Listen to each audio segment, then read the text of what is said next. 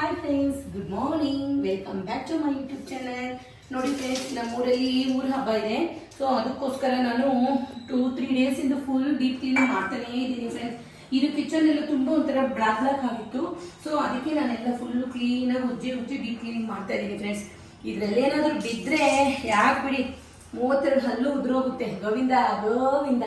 ಈ ಚಿಕ್ಕ ಚಿಕ್ಕ ಜಿರಳೆ ಇರುತ್ತಲ್ಲ ಫ್ರೆಂಡ್ಸ್, ಅದಕ್ಕೆ ಏನು ಮಾಡೋಕ್ಕೂ ಆಗಲ್ಲ ಫ್ರೆಂಡ್ಸ್. ತುಂಬ ಬಂದ್ಬಿಟ್ಟಿರುತ್ತೆ ಒಂದೊಂದು ಸರ್ತಿ. ನಾನು ನೋಡಿ ನೆನೆಗೆಲ್ಲ ಫುಲ್ಲು ಕ್ಲೀನ್ ಮಾಡಿದ್ದೀನಿ ಫ್ರೆಂಡ್ಸ್.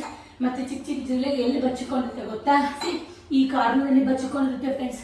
ಹಿಟ್ಟು ರೆಡ್ ಹಿಟ್ಟಾಗಲಿ ಬ್ಲ್ಯಾಕ್ ಹಿಟ್ಟಾಗಲಿ ನೈಟಲ್ಲಿ ಹೊಡೆದ್ಬಿಟ್ಟು ಮಲ್ಕೊಂಡ್ರೆ ಸ್ವಲ್ಪ ಕಮ್ಮಿ ಆಗುತ್ತೆ.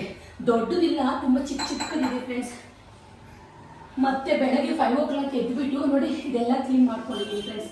ಇನ್ನು ಈ ಸ್ಟೆಪ್ ಒಂದಿದೆ, ಇದು ಮಾಡಬೇಕು ಫ್ರೆಂಡ್ಸ್. ಅಪ್ಪ ಲೇಡೀಸ್ಗೆ ಇಷ್ಟು ಕೆಲಸ ಫ್ರೆಂಡ್ಸ್. ಮಾಡಿ ಬಿದ್ದೋಗ್ತಾ ಇದ್ದೀನಿ, ಸಾರಿ.